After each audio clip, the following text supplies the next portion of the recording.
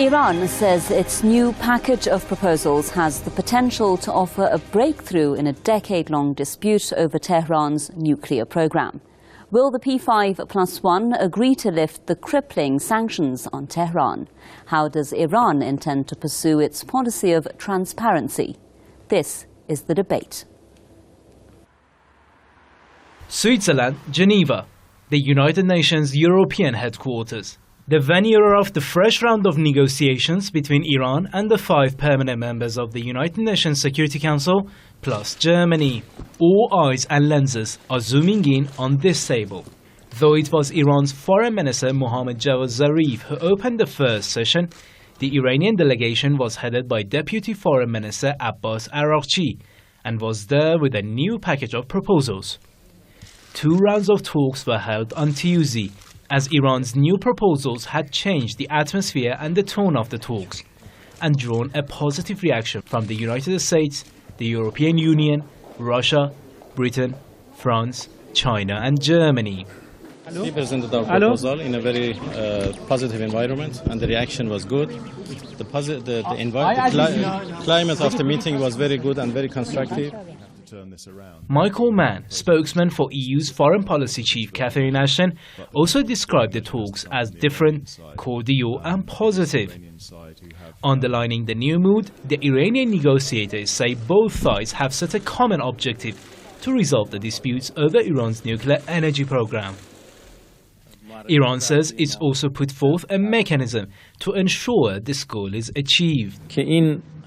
We believe we can achieve our objective of guaranteeing Iran's right to peaceful nuclear energy, including enrichment, as well as giving guarantees about the solely peaceful nature of this program.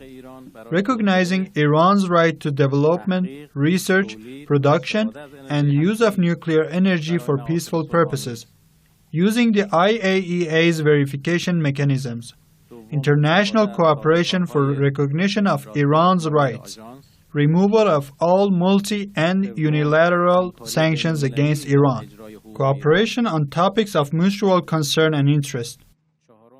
Iran insists it's developing nuclear energy exclusively for peaceful purposes, but the US and Israel accuse Tehran of seeking atomic bombs. Israel, the only possessor of nuclear weapons in the Middle East, wants to see Iran's nuclear program rolled back altogether. Just days before the talks started, Tel Aviv warned the West against easing pressure on Iran. Iranian negotiators say snubbing Israeli rhetoric is a test of how the US and its allies are serious in reaching a deal.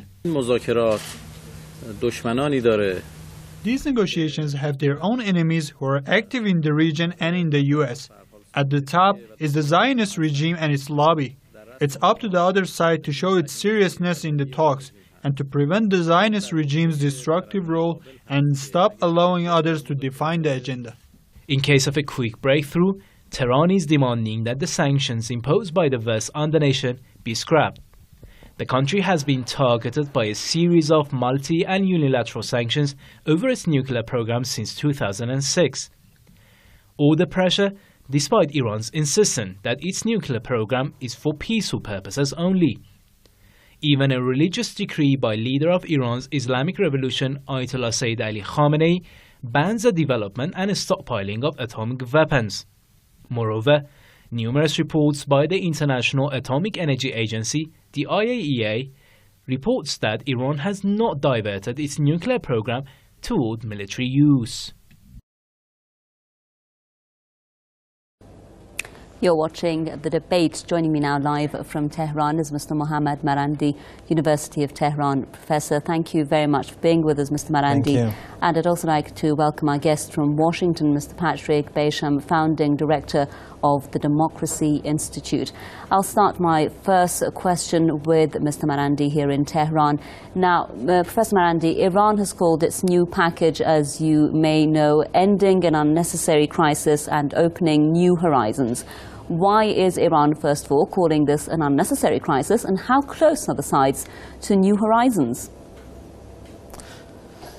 I believe, basically, the Iranians believe that from the very start, this problem has been manufactured by forces that are highly influenced by the Israeli lobby and by forces in general that are highly antagonistic towards Iran in the United States. When the nuclear crisis or the nuclear dossier became a major issue, the United States and its allies said that there was evidence that Iran has a nuclear weapons program. And it turned out that after a number of years, when the IAEA was involved in Iran, all the key issues, all the key questions that were asked, according to Mr. al-Baradei, had been responded to adequately. And if you recall, after the IAEA felt that the key issues had been responded to, then we saw the famous laptop with the fabricated information that was put forth, and new accusations were made against Iran.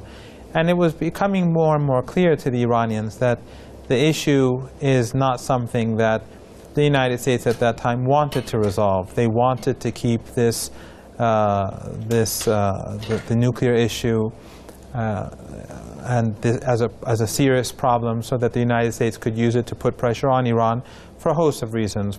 Because of Iran's support for Palestinian groups, its opposition to apartheid in Palestine. But after 10 years now, we see that the Iranians continue to enrich uranium, that there never has been any evidence whatsoever to show that Iran's nuclear program has been anything but peaceful, and that even Western intelligence organizations have said repeatedly that the Iranians are not pursuing a nuclear weapons program. Well, Mr. Marandi, sorry for stopping you there. Before you go to the next part of your response, I'd like to bring in our guest from Washington to have his idea specifically on what you said there. Mr. Besham in Washington, Mr. Marandi here in Tehran is telling us that this problem has been intentionally manufactured by the other side. And we know now at this stage that Iran's Deputy Foreign Minister said both sides have put forth a common objective, and that is settling the dispute. Do you think that those who say the issue could have been dealt with a long time ago are right, and that what's needed here is the political will for this issue to be resolved? Well, I think those who say the issue could have been dealt with a long time ago are right in the sense that we would all, I think on both sides, on all sides, have preferred that to be the case, but it isn't necessarily the case that it was possible to do so. I think that although certainly I appreciate the argument that the Western powers' concern is manufactured, I do think that the available evidence suggests that Western leaders genuinely believe, rightly or wrongly, correctly or incorrectly, that Iran's intentions are not what the Iranian government says they are, peaceful versus military. That doesn't mean that the Western leaders are correct, but it's important to stress that that is what they believe to be the situation, because that predetermines their actions. Because what we're really talking about here is a very complicated, high-stakes chess match. But it's a chess match that's made even more complicated by the fact that there is almost total distrust between the two sides. Well, Mr. Besham, so not only are both sides... Are you suggesting then that the concerns that you're talking about are real concerns, or are they manufactured concerns then? Because it's, of course, the basis for all the dispute in the first place. No. I think that, to my knowledge, all of those individuals and governments who are party to the sanctions on Iran and to staying tough on Iran on the nuclear question are genuine in their conviction and their belief that Iran is pursuing a military end to its nuclear program. That is what they believe to be the case. Whether history will end up telling us that that was the case or not, that is what they believe, and therefore their actions can be seen as predictable based on that fundamental assumption. You know, it's analogous to the fact that the Iranian government is distrustful of the Americans' motives, especially in regard to Israel's role in ensuring that America maintains its opposition to Iran's nuclear program.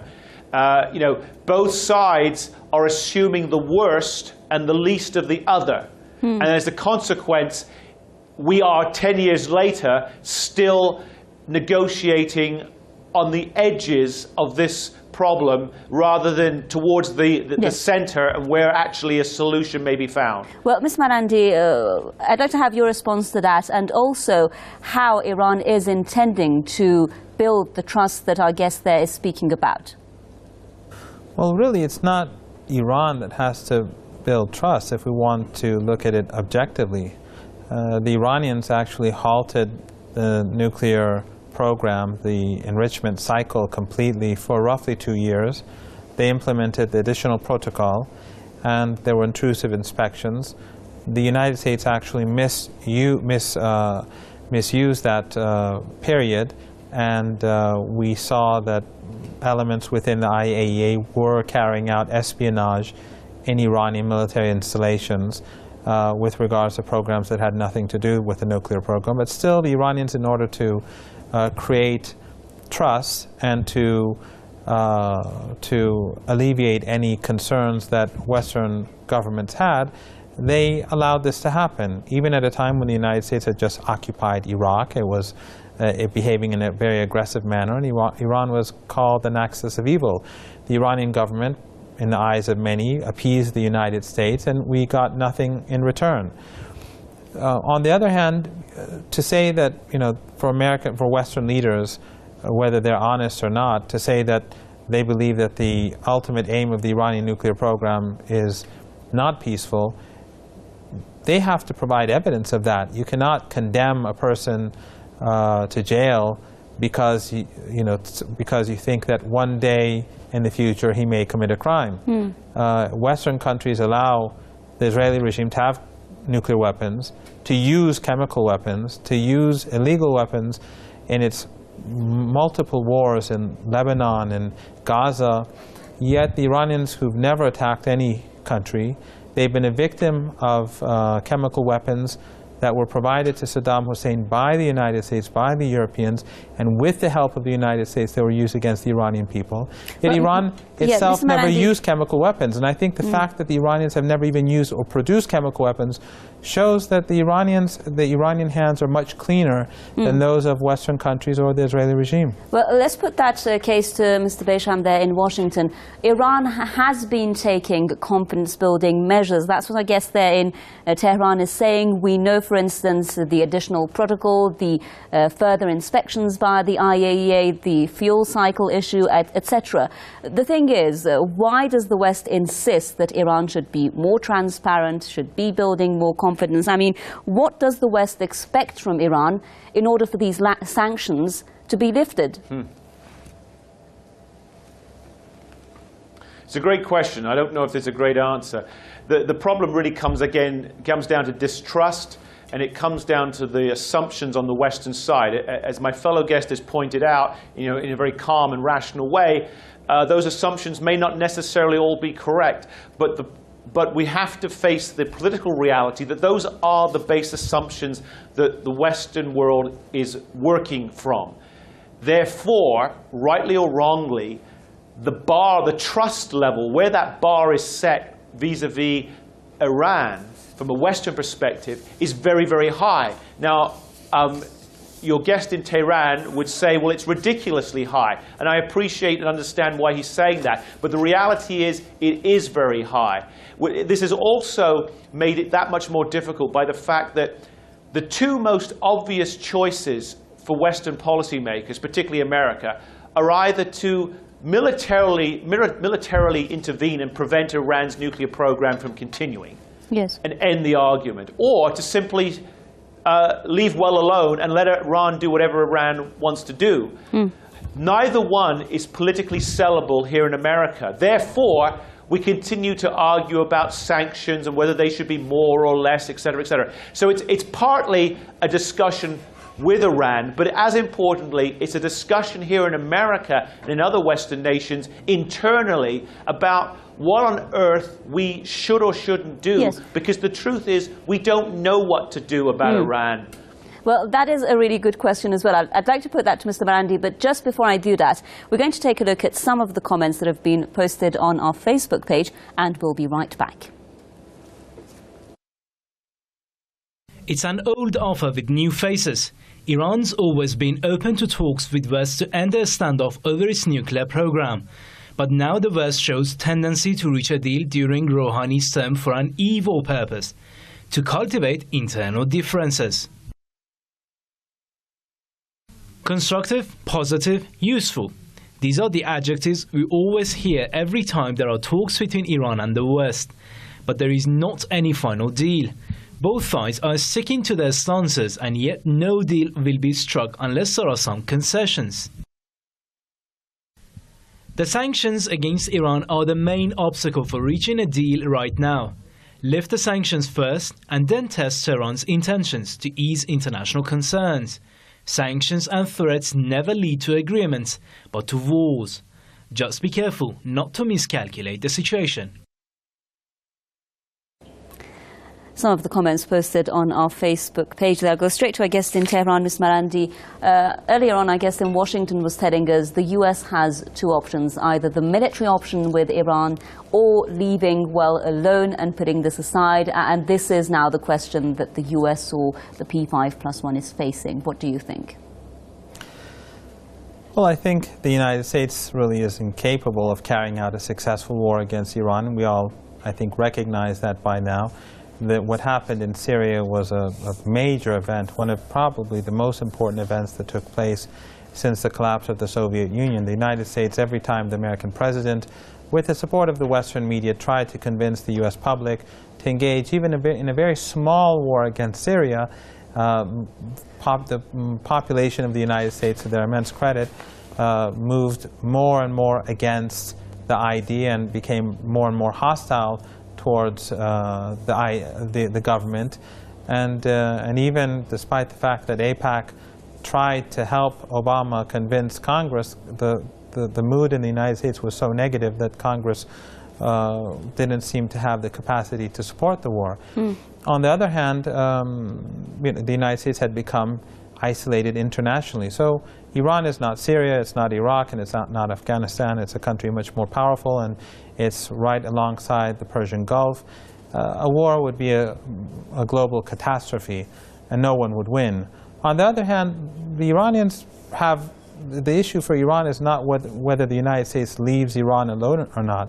The point is that in the past, the United States has imposed sanctions on Iran before the nuclear standoff. In the 1990s, when the Iranians actually allowed an American oil company to exploit an oil field, Conoco, the United States slapped sanctions on Iran.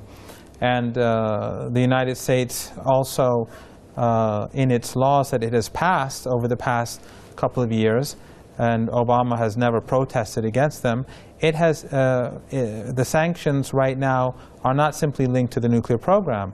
Basically, the sanctions are linked to regime change, as the Americans like to put it. Well, Ms. Marandi, I'm really sorry for stopping you. We are really short in time. I'd just like to get concluding remarks by both of you, and there are some important questions to be asked here. I guess in Washington, Mr. Besham, one issue that was mentioned also in the comments that we saw is how fair or balanced the situation between Iran and the P5+1 right now is.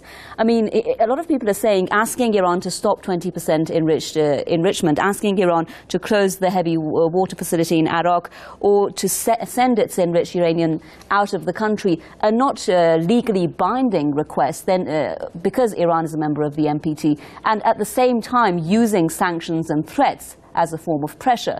So do you think that this is just too much pressure on Tehran and the situation is not at all fair and balanced? Well, it's too much pressure if you look at it from a sort of arguably a moral or an economic perspective, a humanitarian perspective. By that I mean, and the reason I generally oppose sanctions where they're applied in the world is because they hurt the people you're trying to help and arguably we don't have the right to do that and others don't have the right to do it to us.